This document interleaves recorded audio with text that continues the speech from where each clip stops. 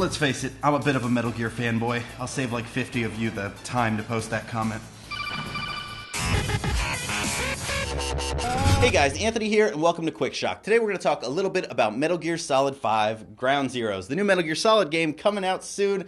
I can't wait, but there has been a ton of rumors going around about it, and I just wanted to talk a little bit about it. For those of you who don't know, Ground Zeroes is a prologue to Metal Gear Solid 5 The Phantom Pain, which is coming out later this year, which is the full game of Metal Gear Solid 5. This is a prologue, which is kind of like the tanker mission in Metal Gear Solid 2, a little longer than that, but same kind of thing. It's split up into sections. And that's coming out as its own separate thing, so we get to experience Metal Gear Solid 5 early. It's cheaper than the full game, being only $30. It was $40, but they actually brought it down. And the reason they brought it down, I'm guessing, is from the controversy that arose when somebody said, hey, this game's only 2 hours long. We got to play it and it's 2 hours. First off, I want to let you know that's bullshit. 2 hours is estimated for the main campaign alone. And there's people who have said it's taken them like 2.5 to 3 hours. So that's a lot longer than just like, hey, 2 hours for everything, even side missions. Then there's side missions as well on top of the campaign, so the game is easily creeping up there, more to 4 and 5 hours. GameStop even said there's 10 hours, but that's assuming that you replay it. Anyways, with this 2 hour thing, people flipped out. They got mad. They were like, this is bullshit. Kojima, how could you do this to us? You used to make good games. So everybody flipped out, and that's probably why they dropped the price from the original $40 on the next gen consoles, PS4 and Xbox One, down to the $30 that the PS3 and Xbox 360 versions originally were. So now,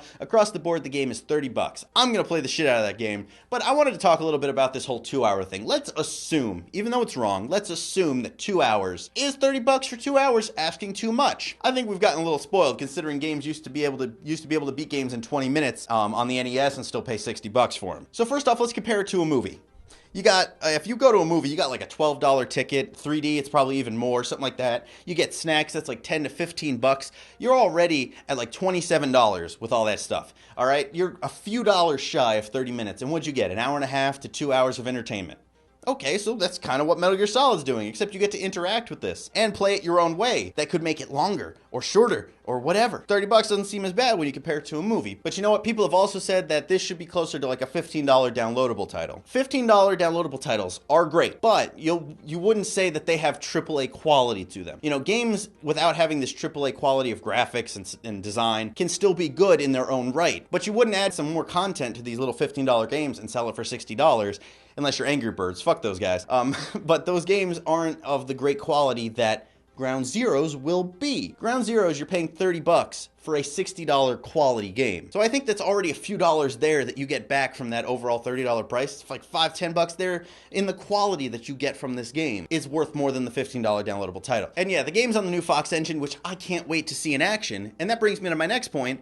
I can't wait to see it in action. This game is kind of like an early access to, say, a movie. If your friend came up to you and was like, oh my god, dude, $15 will get you into the Avengers 2 months early. You want to check it out? I'd go, fuck yeah. You'd go, fuck yeah. You'd go check out the Avengers 2 for $15. That's what this game is like for me. I want to experience Metal Gear Solid 5 as early as possible and get my hands on it. And the fact that he's putting out this shorter game to get it into people's hands and be able to play it, I'm ecstatic for this. And if anything, it could probably help the bigger title in the end. See what people think about this first part. And yes, I know people are going to go, oh, I'm paying $30 for a beta test. You're paying $30 for a quality game and a game that I personally want to get my hands on. I don't know about you. And if it could also help the future production of Metal Gear Solid 5 by people saying, I didn't really care for this system, maybe this, the better for it. Anyways, I just wanted to give my thoughts on this topic because people were flipping out over this, like how dare Kojima to betray us and all this crap. But anyways, that's just what I think. What do you guys think about this whole Metal Gear Solid Ground Zeroes thing? Is it worth the money to you? Are you gonna wait for it to go down? Are you pissed off at Kojima? Can he go fuck himself? Don't you talk about my Kojima like that.